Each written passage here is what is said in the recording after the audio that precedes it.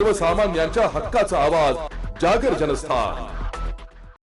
महाराष्ट्र राज्य माध्यमिक व उच्च माध्यमिक शिक्षण मंडळांची आजपासून जिल्ह्यातील 46 परीक्षा केंद्रावर 12वीची परीक्षा होणार आहे। यासाठी 13,868 विद्यार्थी तर 11,097 विद्यार्थी प्रविष्ट झाले। या केंद्रावर कॉपीमुक्त परीक्षा होण्यासाठी धुळे जिल्हाधिकारी कार्यालयातील सातपुडा हॉल या ठिकाणी वॉर रूमच्या माध्यमातून सीसीटीव्हीचा वॉच ठेवला जात आहे। तर वेळोवेळी भरारी पथकाचे लक्ष लागून राहणार असल्याची माहिती जिल्हा प्रशासन अधिकारी यांच्या वतीने देण्यात आली आहे। यंदाच्या 12वीच्या परीक्षा अत्यंत पारदर्शक आणि कॉपीमुक्त वातावरणात पार पडण्यासाठी प्रशासनाने कंबर कसली आहे। यंदा बोर्डाने नवी रणनीती आखली असून ज्या परीक्षा केंद्रावर सीसीटीव्हीची सुविधा नाही अशा केंद्रांवरील केंद्र संचालक आणि पर्यवेक्षकांसह सर्व कर्मचाऱ्यांची अदलाबदल करण्याचा आदेश दिलाय। या निर्णयामुळे विना सीसीटीव्ही केंद्रावर बोर्डाचा कडक वॉच ठेवला जात आहे। जागर जनस्थानसाठी प्रतिनिधी रूपक बिरारी, धुळे। सर, काय सांगाल? 12वीच्या परीक्षेला सुरुवात झाली, कशा पद्धतीने तयारी करण्यात आली आहे? नमस्कार।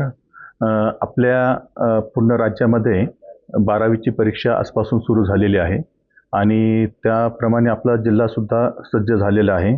आपल्या जिल्ह्यातून एकंदरीत 24,865 इतके विद्यार्थी आणि विद्यार्थिनी या परीक्षेसाठी बसलेले आहेत आणि त्या अनुषंगाने आपण पूर्ण जिल्ह्यामध्ये संपूर्ण तयारी केलेली आहे।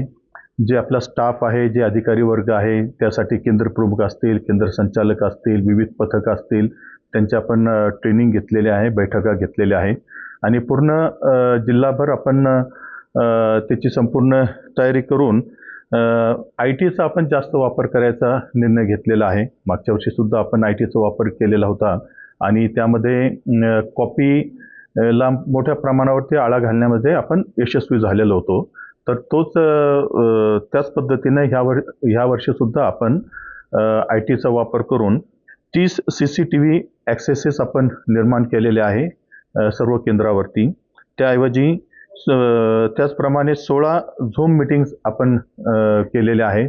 आता आपण या ठिकाणी बघितलेलं असेल की पूर्ण जिल्ह्याभरामध्ये जे विद्यार्थी परीक्षा देत आहेत त्या ठिकाणची संपूर्ण परिस्थिती म्हणजे अंतर्गत आणि बाहेरची संपूर्ण परिस्थिती आपल्याला या ठिकाणी बसून मिळू शकते।